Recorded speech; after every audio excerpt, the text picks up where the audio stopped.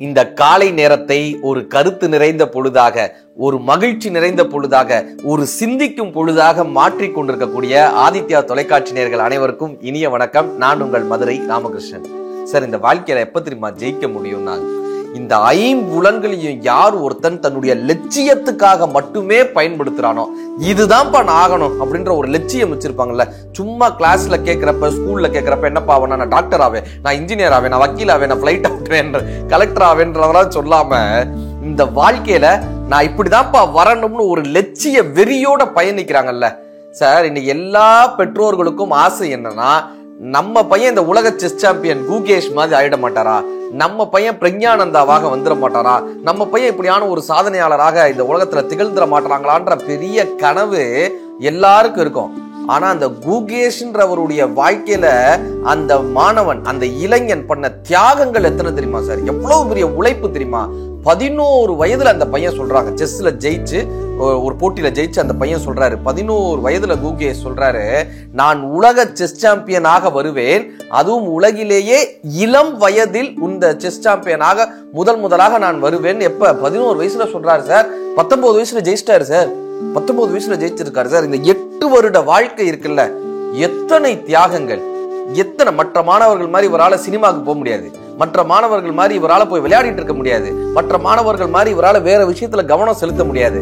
இந்த Facebook, Instagram, அத்தனை சமூக வலைதளங்களுக்கான விஷயங்கள் எல்லாத்தையும் தூக்கி போட்டுட்டு, இந்த உப்பு நீராக இருக்கக்கூடிய அத்தனையும் ஒதுக்கி விட்டு, முத்துக்கான மழை நீருக்கு எப்படி சிப்பி காத்திருக்குமோ அப்படி தன்னுடைய லட்சிய வெறிக்காக யாரால காத்திருக்க முடியுதோ, ஐம்புலன்களையும் யாரால அடக்க முடியுதோ, 5 பொறிகளையும், கண்ணை தேவையில்லாத விஷயத்த பார்க்க கூடாது, காது தேவையில்லாத விஷயத்த கேட்க கூடாது, உடல் தேவையில்லாத விஷயத்துக்கு சாப்பிடணும்னு சந்தோஷப்படக்கூடாது, அப்படி 5 யாரால கட்டுப்படுத்த முடியுதோ அவங்களுக்கு அந்த லட்சிய வெறியை கண்டிப்பான முறையில், அந்த லட்சியத்தை கண்டிப்பான முறையில் அடைவார்கள்ன்றது உண்மை சார். இந்த பிரபஞ்சத்தினுடைய உண்மை.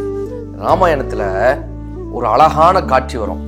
அனுமன் இலங்கைக்கு போறாரு, கடல் தாண்டி அனுமன் இலங்கைக்குள்ள நுழைறாரு. அப்ப ராவணனுடைய சேனாதிபதிகள் 5 பேர் அனுமனை தாக்க வராங்க. ராவணனுடைய 5 தளபதிகள் வர்றாங்க சண்டை போடுறதுக்காக. அனுமன் ஒருத்தரா நிக்கிறாரு, 5 பேர் தாக்க வராங்க. கம்பன் இங்க எழுதுறாரு சார், என்ன அழகான வார்த்தைன்றீங்க.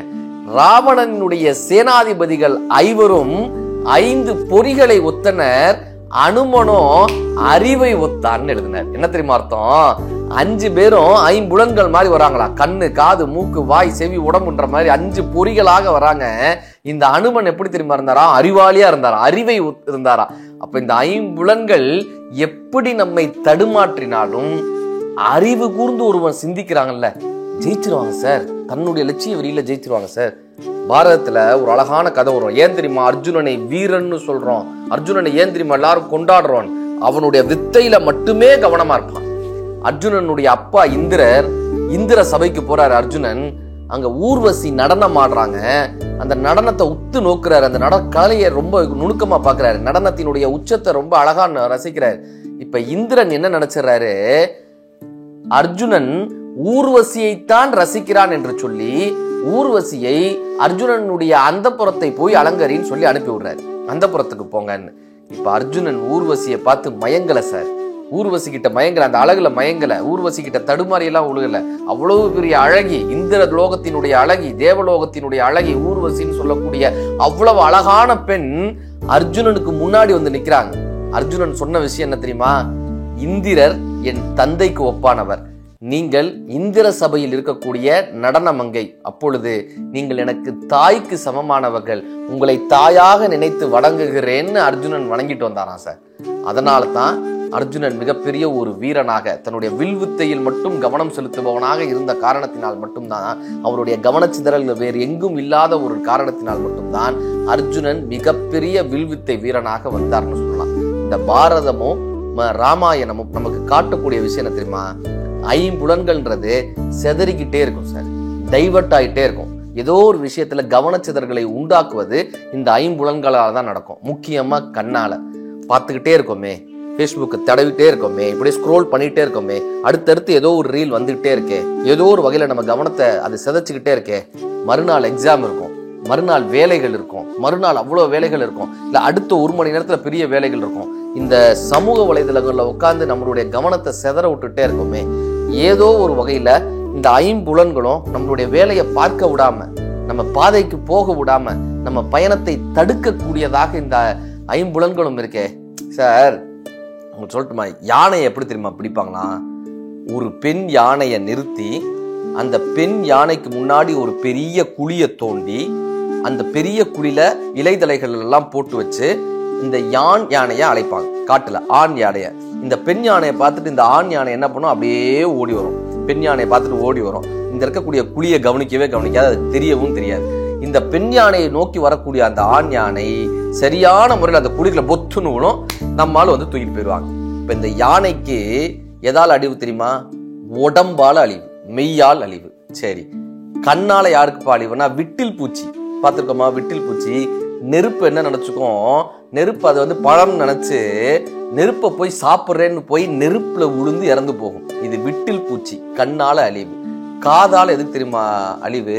அசுனம்னு ஒரு பறவை இருந்தது, சங்ககால இலக்கியங்கள்ல சொல்லுவாங்க. அந்த பறவைய ஏதாவது ஒரு இசை, புல்லாங்குழல் இசை கேட்டா அப்படியே அது மயங்கி கீழே விழுந்துருமா சார். இது காதால அழிவு, அசுனம்ன்ற பறவைக்கு. வாயால எதுக்கு தெரியுமா அழிவு? மீனுக்கு அழிவு. இந்த தூண்டில் போடுறாங்கல்ல, இந்த தூண்டில பார்த்து சாப்பாடுன்னு நினைச்சு ஓடி வந்து அந்த சாப்பாடை பிடிக்கும் போது அது வாயால அழிஞ்சு போகும். அதே போல காதால அசுன பறவை அழிஞ்சது, வாயால மீன் அழிஞ்சது. அதே போல இந்த மூக்கால் அழிகிறது தெரியுமா? வண்டுங்க. வண்டு என்ன பண்ணும், மலர்ல போய் இந்த மகரந்த சேர்க்கை நடத்தி தேன்லாம் குடிச்சதுக்கு அப்புறம் சில நேரத்துல அந்த வாசத்துல மயங்கி மலரோட மலராக மயங்கிடுமா சார். இது மயங்கினதுக்கு அப்புறம் இந்த மலர் மூடிடுச்சுன்னு வச்சுக்கோங்களேன், வண்டு செத்து போயிடும் சார். ஒரு வண்டால ஒரு மரத்தையே தொலைச்சு வெளியே வர முடியும், ஒரு மலரை தொலைக்க முடியாது சார். அதனுடைய வாசத்தை விட்டு அதனால வெளியே வர முடியாது சார். மயங்கி மயங்கி மூடிய மலருக்குள்ள வண்டு இறந்து போயிடும். இப்ப கண்ணால விட்டில் பூச்சி, காதால அசுனப்பறவை, வாயால மீன், மூக்கால வண்டு, நாசியால வண்டு, மெய்யால உடம்பால யானை. இந்த அஞ்சாலே இறக்கக்கூடிய யாரு தெரியுமா?